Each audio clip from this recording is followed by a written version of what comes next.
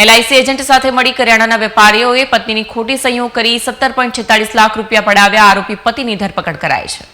છેતરપિંડી આચરનાર આરોપી પતિ મનીષ પ્રેમચંદ શાહની ધરપકડ કરી લીધી છે. કરિયાણાની દુકાન ચલાવતા મનીષે પોતાની જ પત્ની મોનિકાબેનની એલઆઈસી પોલિસીમાં બોગસ સહીઓ કરી પૈસા હડપ કર્યા હતા. ધરપકડ કરાયેલા આરોપી મનીષે પૂછપરછમાં કબૂલાત કરી છે કે તેણે વર્ષ 2021માં આખું ષડયંત્ર રચ્યું.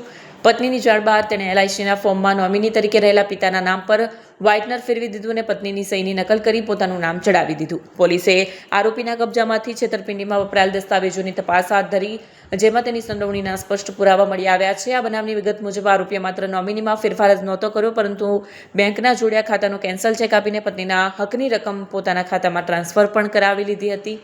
અથવા પોલીસે આરોપી પતિ વિરુદ્ધ છેતરપિંડી, વિશ્વાસઘાત અને બનાવટી દસ્તાવેજો બનાવવાના ગુના હેઠળ કડક કાર્યવાહી કરી છે. આરોપીની ધરપકડ થતાં જ આ કૌભાંડમાં સંડોવાયેલા અન્ય શખ્સોમાં પણ ફફડાટ વ્યાપી ગયો છે. એલઆઈસીના લોન સેક્શનના અધિકારીની પણ ટૂંક સમયમાં ધરપકડ કરવામાં આવશે.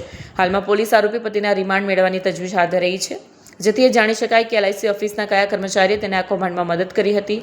પોલીસ અધિકારીના જણાવ્યા મુજબ આ કેસમાં સાક્ષી તરીકે સહી કરનાર જયેશ શાહ અને વર્ષ 2021માં કાર્યરત એલઆઈસીના લોન સેક્શનના અધિકારીની પણ ટૂંક સમયમાં ધરપકડ કરવામાં આવશે. પત્નીની પરસેવાની કમાણી પર તરાપ મારનાર પતિ હવે કાયદાકીય સકંજામાં ફસાયો છે.